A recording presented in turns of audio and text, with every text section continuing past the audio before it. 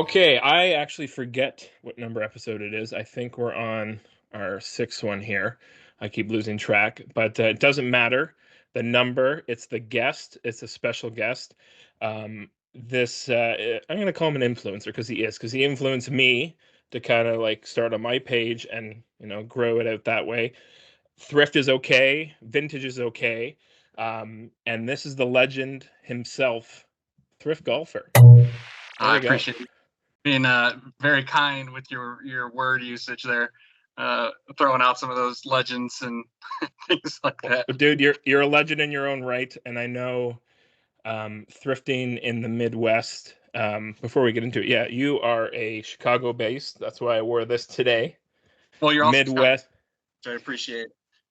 yeah, it was meant to be to wear this today. But yeah, let's talk a little about why the Midwest thrift scene is so huge. As before we get into anything.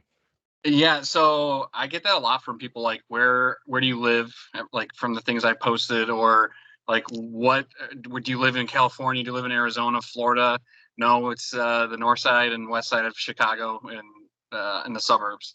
I don't know Yeah. why, but I mean, even like last week, Holland won, as you know, the hat guy from Instagram.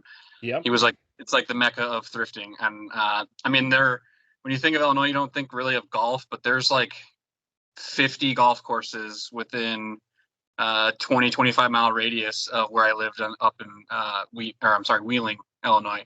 So also you have really affluent neighborhoods around that area as well. So you get a Yep. little bit of money. So people will start to donate things that they don't think are valuable, but me and you think are valuable, and a lot of people on Instagram think are valuable.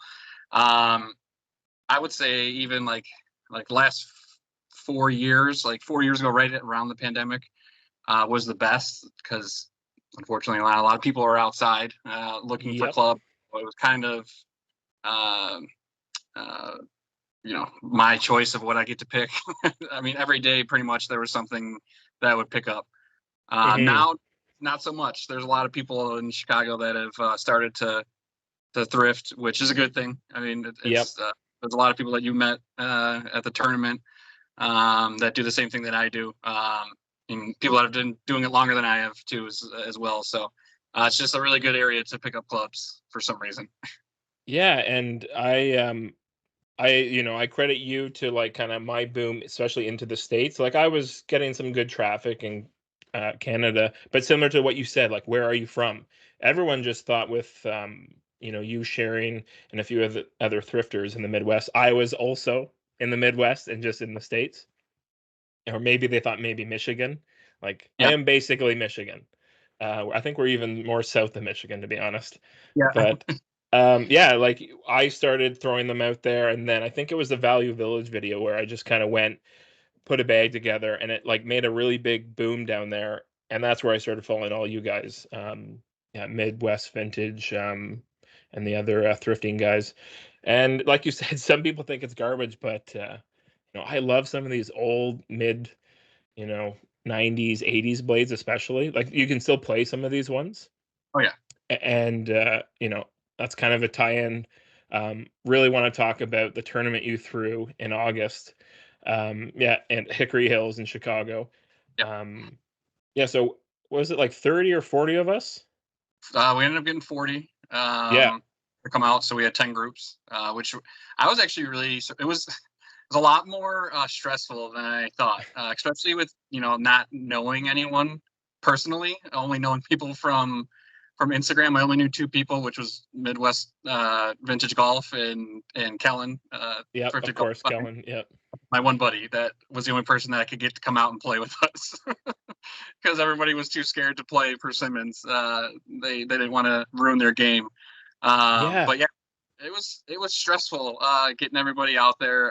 But thankfully, we had a few people that we had to get in last minute, and it ended up being a really good event. It was perfect weather. I couldn't have asked for like a better day than that. Yeah, and the whole week or like few days really, because I came down a bit early, and that was just because obviously I was driving. And I talked a little about this before, but I thought it was so funny going through. I was a little stressed. My passport was like right at that kind of they could turn me back, and be Okay. like, this is gone next week, but I know you're only gonna be here for a few days. So I'm stressing, and I've got 3 bags full of Yeah. just old clubs. So, they don't know it's old clubs. So I'm pulling through. I'm just like sweating a little, and they just see Canada, boom, 3 days, Chicago, whatever. I just fly on down, and you arrange the little. Where was that at? The range with the night golf. Yeah. I want you to talk a little about that. Yeah, I think I always get confused. It's Des Plaines Golf Center or Golf Center of Des Plaines. I believe that's what Hmm. it is. It's actually ranked like one of the top 50 ranges in the United States. They have a lit par 3 course. So I think we had 16 of us come out. I think we had Yeah, four for that, or 12 people. Sorry, my math's off a little bit. So yeah, we had 4 groups out, and that was also a little nerve-wracking. Finally, getting out and starting to hit some balls, but after a few holes, I think everybody was having a good time.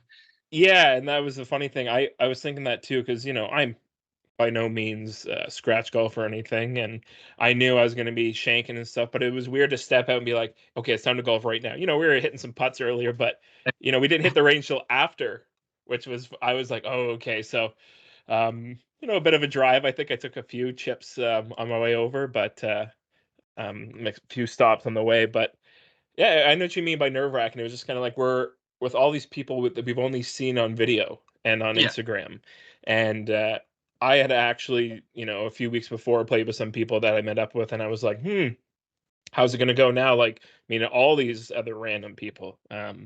But yeah, we picked a really good group, and my group especially, I had a great time, and you guys were a few groups behind too, so like we were chatting a few times when we could. Um, but yeah, perfect day. Some absolute like sticks were out there, and they were using these 70s, 80s clubs, and unreal, we had the unreal. young kids from Wisconsin come, Yeah, and I think we all knew at that point when they were. I yeah, think they ended up going like 5 or 6 under on that course, and I yeah, was like, that's probably going to be the group that is going to be hard to beat tomorrow. And lo and behold, they were the yeah, winner of the tournament. And that's the other thing too, though, with like with my account, like I am only like a 15 handicap. Like I'm not a great golfer. I always like to say like I'm a 15 handicap, but I have single digit tendencies. So you get those yeah. like You can't those play for money, spots dude. that I'm the same way. you're going to be on tour, and then you'll duff a chip on the next hole. Yeah. Uh, but that's Oh, I mean and that's the crazy part of like all this is like just a guy that finds clubs. I'm not an extraordinary golfer. I was just talking to I don't know if you know Johnny Smathers. yeah, I've been following him a bit more recently, and he's got that funny little emporium thing. Yeah, funny guy. And we were just talking like I don't understand how I've gotten this many followers. Like it's not a lot. It's like we're almost at like 7,000 right now, but just a regular dude who finds golf clubs and plays a little Well, bit once every once in a while. yeah, as an outside, person, I would say a big thing is like you're very genuine, and you don't do anything crazy flashy. Sometimes people, glitz up too much. You are just like straight shooter as it is, and pretty informal too. Like I think that helps. But yeah, like you said, you quietly are just making this huge push, and yeah, I'd like to see you get to the 10K. Yeah, I'll ultimate goal. I slowed down a little bit. I had a child. He's 9 months old now, so for fair. the last 9 months it was pretty rough getting out and finding stuff. So page slowed down a little bit, but the last few weeks I've been trying to get back out there. Had a good Hmm. find last week, and then out of nowhere, I don't know if you saw in Arizona, CBS station asked to interview me about thrifting golf clubs. So No, I didn't. Oh yeah, wait, actually, I did. Yes, I did see that. Oh, what, and what time or year so did you think this was gonna happen? Yeah. I never thought in a million years I'd be Hmm. interviewed by a news station about thrifting golf clubs. That was an absolute shock. I think it's going to be airing sometime like the week before the Waste Management in Phoenix. So the Dude, Phoenix Wake Up or something Wake Up CBS is going to be airing it. So that's so cool, dude. Great timing. yeah. So hopefully that maybe give me a few more followers. That would be nice. But yeah, I was super shocked when that popped up in my came up in Instagram, and I was like, this isn't real. Like, Yeah, because we get the bots and stuff. It's that yeah, that's awesome, man. And you kind of mentioned that there, you had a really good find recently. It's probably hard to pick just one, but would you say what's like one of your polls that you're just kind of like pinch me, holy cow? so one of them, I talked in that interview because she had asked almost one of the same questions, but one of them I'm a good interviewer. That's why, yeah. uh, was when I first started. It's like, I think I look back, it's actually on my other page, Thrift Golf, because I got locked out of it. No one, That's there's right. anyone, you can still follow that one, but I can't post anything to it, which is a lot of good content on there, I just have to say. But I think it was like my 5th or 6th post on there. It was Tom Kite, Ben Hogan, 1992 U.S. Open Championship commemorative wedge set. So it was one of 1,000 sets ever made, and I was at my Goodwill in Palatine, Illinois. So I go. I don't really know much about clubs yet. I just started watching Stack Golf. That's what I kind of was like. Oh, if they can do it, I'll go check it out. And you can find things. And so I find one of them. I'm like, oh, this is really shiny. Like, it looks cool. Yeah. Up, and I'm like, that's got to be worth something. So I bring it home. I only bought the one. I bring it home. I look it up, and I'm like, oh wow, that's like, this set goes for $200. So I go back, and thank God the other two are still there. Yeah, true. Me being dumb, I actually ended up playing Golf Center of what we were just talking about. Not DuPage, Des Plaines. Golf Oh Center's, yeah, exactly, yeah. with that set. I actually played with it, which I would never have done now, knowing like The real worth. what it is, who Ben Hogan is. Like, I didn't even know who Ben Hogan was back then. I had little inklings, but not really the historic relativity of him. So True. Yeah. it was a really cool set. Unfortunately, I sold it, but that's what kind of got me going in what I do. I was like, wow, I bought this for $6 and I can flip it. I think I flipped it for like $85. Yeah, that's It awesome. was like in 2 hours, and I was like, maybe I did something wrong here because that was way too quick. Funny thing is, too, it actually came with a VHS tape, if you could find it, in a box set. So, like, the wedge Really? it came in a box set with a VHS tape of Tom Kite's 1992 U.S. Open. So it was like his design, his grind on the wedges. And it was number, I think, 966 of 1,000. Wow, that actually is really cool. That's a really cool pull for sure. Uh, And Another really good one was I think of Ping G15s, or G15s. I think they were pretty much brand new. 6 through pitching wedge. Again, all of them were $199, and I sold those for $250 in a day. So. And you're saying to yourself again, yeah, did I put it at the right price? That one I think I was all right with, because at that point I was a year or year and a half in, so I kind of understood what they were worth, and they were senior flex shafts, so I was going to keep them, but I was like, I guess I'll sell these ones. I found a lot of clubs. I'll be like, oh, look at this is great, and then you start pulling it out, seeing your staff graphite that's just like peeling away, or some of those, like senior, I found full hybrid sets, iron sets, like those go really quick because it's such a specific type of iron that some guy 80-year-old in Phoenix is going to be like, oh, I really need a hybrid iron set, 3 through sand wedge. Yeah, right. And they go quick. Lefty sets go really fast. Yeah, lefties for sure. Lefty, I mean, that goes really quick. Women's sets, if you find full sets, go really quick too. So there's some things like that I typically wouldn't buy, but if I see them, you got to grab them just for the money's sake, because I'm not going to keep them. Yeah, I was with Eric, and we did a little bit of thrifting after the tournament, which was hilarious. Like, it's like, we're still sweating, full of pizza, which we got to talk about the pizza in a second here. Full of pizza and just going like, oh, you know what? Let's do some thrifting. And it was great. I picked up an old, I think it was a McGregor like 2 iron or 3 iron or something, and just loved the look of it. It was like an MT tourney one, Yeah. and I think Eric picked up a couple clubs to flip. As like you said, it was like doing myself a disservice if I just don't grab it now. I can sell this in a day. Yeah. Um, That's speaking of Eric. Eric, we actually just Mr. 845 Silver Scott himself just bought his nice set for me that I found that I've never found ever. I've never even dude, seen it really. that was So a really cool find. I love the look of those. Like they got to bring that back. well, so I don't know. Do you know the story behind BQ irons and wedges and things like that? So Not fully, no. so technically they're carcinogen. So golf club manufacturers, the workers were actually dying of lung cancer, Oh so they my stopped God. making clubs out of beryllium copper because it is a I, super. Yeah, it's a super. stop manufacturing. What have I said? I said cut it. Yeah, super strong material, but it was terrible to work with. So there's Oh, extremely rare if you find anything because it was such a small, limited time that things were made of that material. So that set, wow. everyone sees the Ping I2s as the set, the grail of BQ Yep. sets, but I have never seen 845 Golden Scots before.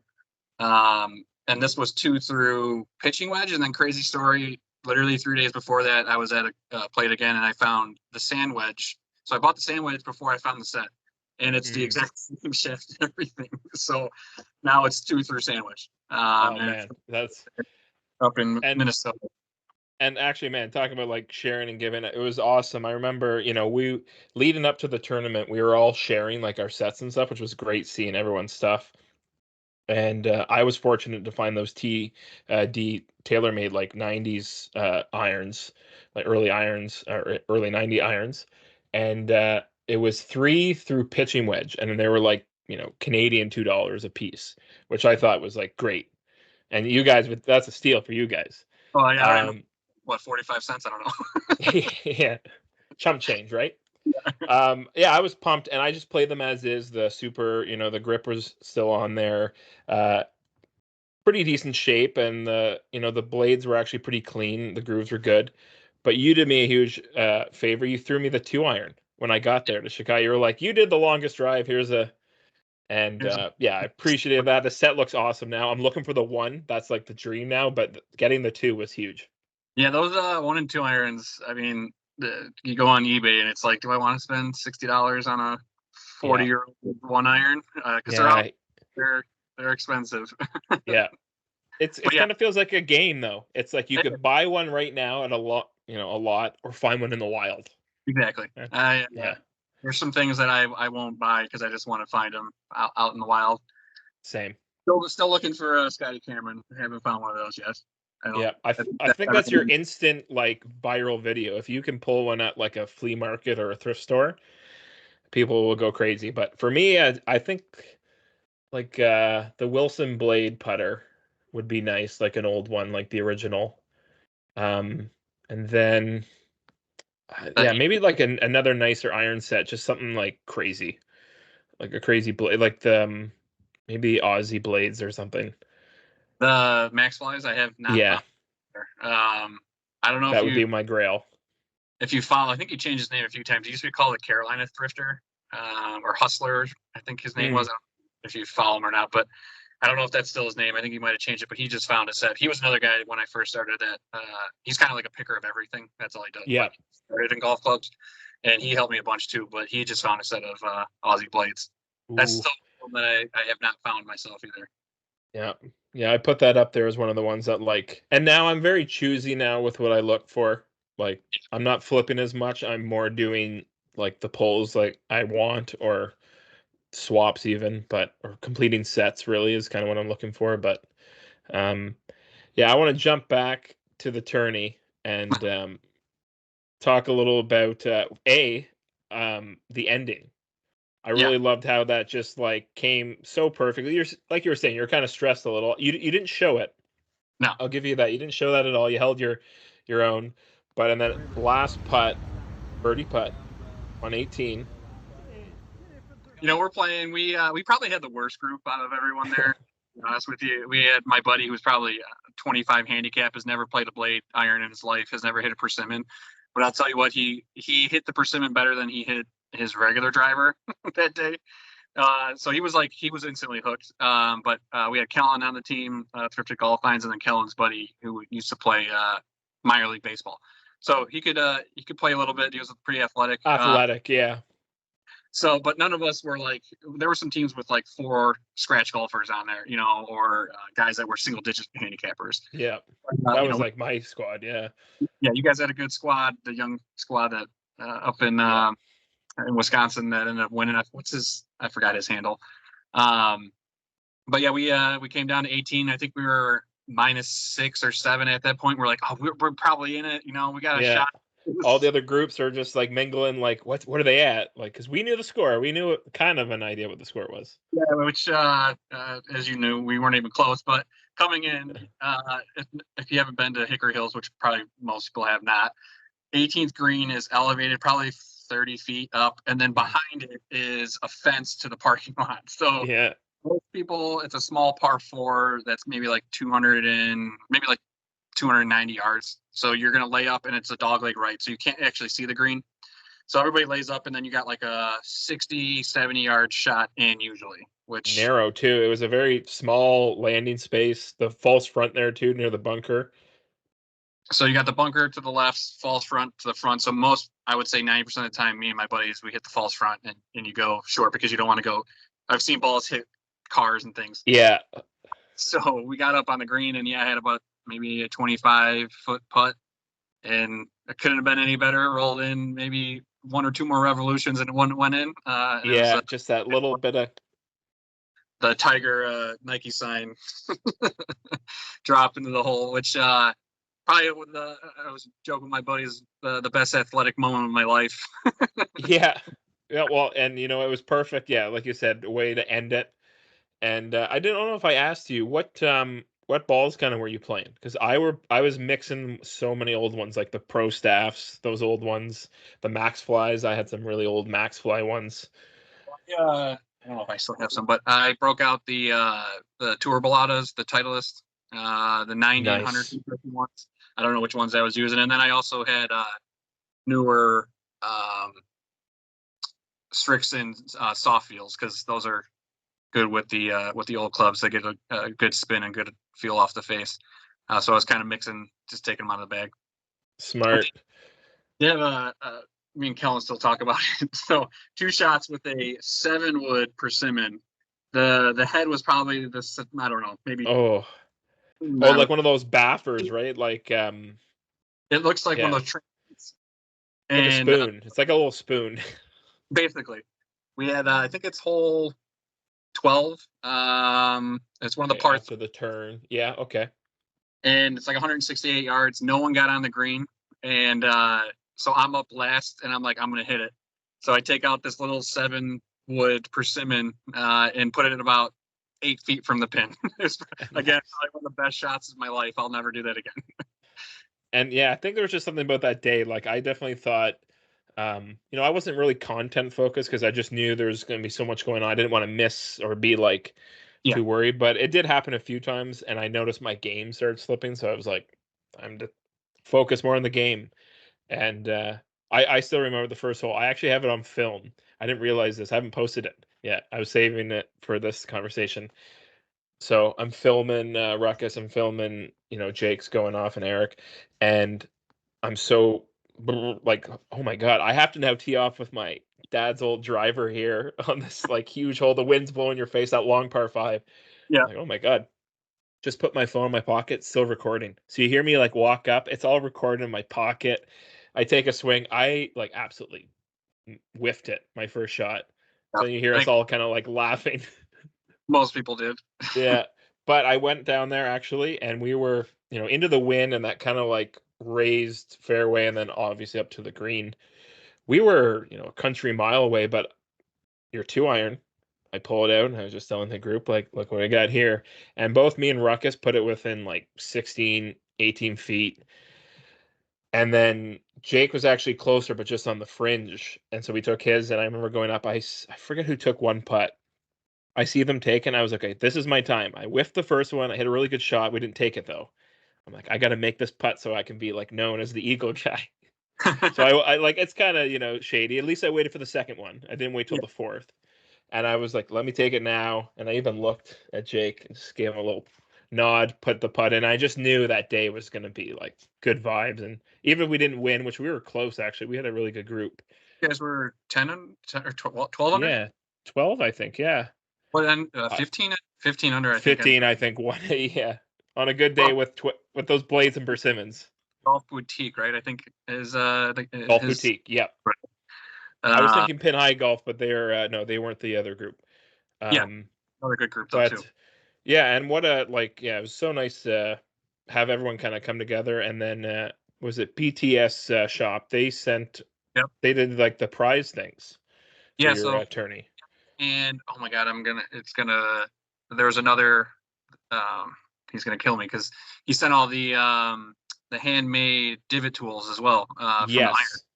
Yeah. iron. We're gonna put his page in right here. The Humboldt Golfer. Yeah, plug him in there because I cannot remember it offhand right now. But he was a huge help. BTS Golf Shop, which I actually just sent BTS a persimmon. It's in the mail right now. I didn't tell him, but it's coming because he was like, I don't have any, so I sent him one out for sending those to me. But yeah, they sent a little divot tool box with engraved wood on top, some stickers, some ball markers. So that was pretty cool. And then Chicago Golf, which is a huge account out here in the Midwest. He was awesome, super nice guy. Yeah, I took his towels. Yeah, which are that's a good item. Yeah. He donated a ton of stuff, which was super thankful. I was really surprised with everybody, honestly, how nice everybody was and generous everyone was with the gifts and everything. So it was cool at the end to be able to give away some stuff and have fun with that stuff. Yeah, and I know obviously you were trying to get some speeches out a little, nothing crazy, just a thank yous. Yeah. And we sadly did have the old, two people sharing kind of the same area, the bar area. Yeah. This one group, dude, they were having a time. Yeah, it's like they never It's like drink. the complete opposite side of golf, I feel like sometimes. That's I don't know. I'm sure you've seen it. I like to post Shrink the Game. That's the Shrink the Game group of people that I don't like to see on the golf course. Like I'm all for a good time, but like you can see that we're also a group of people and they're screaming, they're belligerently drunk. It's like 12, like 1 o'clock in the afternoon. I think we were done. And of course, the course tells me that we'll be the first group out, and then they snuck a whole group ahead of us, which I was pretty pissed about. Yeah. Because we had everything kind of ready, but and then after I gotta talk about after. I was laughing so hard. So we wanted to kind of get out of their hair of the clubhouse, and you suggested an awesome pizza place nearby, and I forget, was it something Nick's? Yeah. So Vito and Nick's, or Nick and Vito's, I always forget. Vito and Nick's, I believe. It's like if you can watch anything about Chicago, it's always in the top 5 pizza places that you have to go to. It's real thin cracker crust tavern style. So that's what people don't realize, is that Chicago is known for 2 different pizzas, not just your pie, your deep dish pie. You've got your classic real thin pan pizza. Yeah. And there's 3 styles we have. Okay.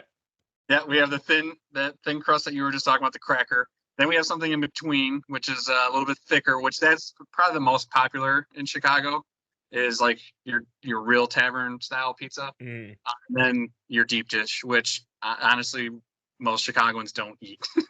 No. Like you eat it I might have it like once a year, to be honest. Bring your buddies in, or if you want to show them, here's deep dish pizza, but like no one really eats it. No. So that's way too much. Yeah. Well, I was going to talk about the pizza. It was just even getting there was like shambles because, I'm jumping on my phone there looking for the place, and we punch it in and Nick and Vito's, and it's like a different spot. And now there's also Vito's and Nick's. So, Yeah. we got half of the people are going to a different place, but we finally get to this place. And let me tell you, the owner, she was the owner. She had to be, right? Or part She owner, or she had worked there for like 20 years or something. She said yeah, 25. Yeah. And it's your typical. We're on the 79th in I believe Pulaski, which is like deep southeast or west side of Chicago, like as far as you can go on the limits. And she was about as rough Chicago as it comes. dude, I like, you remember me. So there's everywhere, like, no credit, this and that. And I just remember whispering over boys, I said, I'm all out of American. And I know she won't want to see a single Canadian bill, or she would have us, because she just seen us come in. I think she was questioning and like, okay, I'm gonna kick them out before they even sit down. Yeah. But she could tell we were there, we're helping out. But she was a character, man. She was hilarious. Yeah. She needs her own show, this girl. It took her a while to warm up to us, though. I think she finally realized that we weren't your typical people that were coming in. She had to find out that we weren't from the north side. That's what it was. Yeah, Yeah. she's had some learning to do. But yeah, it was a great weekend, man. And I'm trying to emulate that a little by possibly, and I'm really hoping that's going to happen in end Yeah. of July is the one in Toronto. We're still just kind of getting the details out, but yeah, it was kind of, your kind of vision. I'm going to try to emulate that a little with similar prizes, similar setup, 30 to 40 guys. And yeah, really looking forward to it. Yep. So I got to give credit though to Anything But Par and Goodwill Golfing, because I stole it from them, but I made it into a scramble tournament because I'm not good enough to play in a tournament as a single, so I had to make it more fun. Well, and yeah, and like you said, some people even were afraid to play in a scramble because, Yeah. I can't hit a blade, I can't hit a persimmon, but there was people who'd never hit them before. Some people who, I know Ruckus was even saying he was going to turn that Wilson set to his gamers, Yeah. and why not if you're playing that well? What a set that he set up with the ferrules and the paint on there. Yeah, That was probably one of my favorite sets of the weekend. But we had some yeah, like somebody showed up. I forgot his name, but showed up with like $1,500 Mira irons. So we yeah, had like, and then we had $20 Goodwill yeah. finds. There was a wide range of weapons out there that day. Yeah. Well, that was fun too. Like the night before again at the range, we're all just passing each other clubs, and at one point you have a kids club, and then you have this like club that's from the 70s and Yeah. 50s. Yeah, it was a blast, man. And similar thing. I'm gonna try to set up like a par three the night before, some simulator time or something, and maybe a Jays game. Get some Toronto culture in there. Uh, but yeah, that's kind of what we're looking forward to in the summer, and. Yeah, is there anything else going on this summer that you're kind of gearing up? Obviously, some fines. So yeah, I think Eric was going to try to get a tournament going in Minnesota or a weekend in Minnesota. So I might Did try I to see get. that Metalwood? Was that correct? Yeah, so he was trying to get 1980 to 2000s Metalwood tournament going, which I'm all in for. Me On that. too, dude. Uh, I've been hitting them really well. I don't know if you saw it. I was in that long drive, and I brought some thrifted clubs just because I knew I wasn't going to win. So I'm like, I got to do some other content. And one of the rounds, I took the Titleist, and I didn't film it, but I was also hitting a what was it, the TaylorMade burner, like the old ones, right? The metalwood one, and I was getting some numbers, man. Original Like one? I know, yeah, Yeah. original, like yeah, and steel shaft, and I forget, it was like a lambkin grip or something, but I was like, okay, like I'm hitting these better than the persimmons. I mean, Metalwood, baby. steel shafts. I don't know, man. I wish they would put them in modern drivers. I would love to have a steel shaft in a modern driver. Yeah. But to the tournament thing, I try to throw out there. I don't think the Mallets and Game Improvement Iron tournament's going to be anytime soon. So I don't think that's happening. No, fair enough. Well, dude, I want to thank you so much for jumping on. Yeah, like of course, a lot of the stuff I kind of stole from you, like you were stealing from Anything But Par, but Yeah, that's the community sharing and exactly. That's passing for everybody. along. For me and you, it's for everybody to have fun with and enjoy golf. The whole point is to get out and golf and Yeah, experience clubs and different golf courses and just get out and have fun and meet people. Yeah. I think that's a huge thing. A lot of people start golf and they think, okay, I'm going to have to, oh my God, I'm walking around Golf Galaxy or Golf Town and like I can't get into this sport. But, swing a persimmon and start slow. If you can hit that in a blade, you can hit anything. So, yeah. Well, thanks so much, man, for joining us, and we'll see you later. Take care.